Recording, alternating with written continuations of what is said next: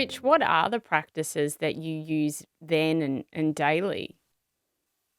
I mean, they come in a variety of forms. I mean, I've alluded to a few of them already. I mean, number one is helping another alcoholic achieve sobriety. Mm, So my community, my recovery community is super important, and being of service to people in that capacity is absolutely critical.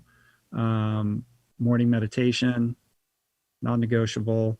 Daily journaling, which I go in and out of. I go in phases with that, but when I'm feeling particularly stuck or creatively stymied, it's always something that I return to. A daily gratitude list is super important.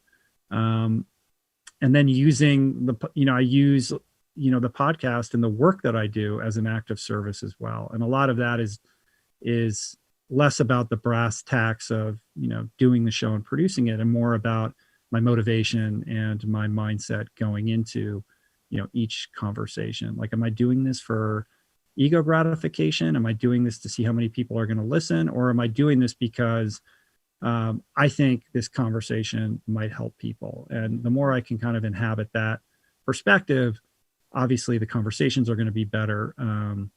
But keeping my motivations in check is super important. And my participation in 12 step really keeps me right sized and keeps all of those character defects like the self-seeking and the ego and all of that at bay. So those are key. And then getting out into nature and movement, physical training mm.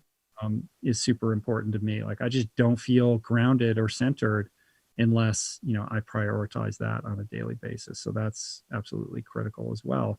But of course, none of these are important if your marriage is not working out, or you don't have a relationship with your kids. So of course, family comes second to recovery. So that's obviously super critical. Like, if my relationships aren't going well, then nothing else in your life is going to go well either.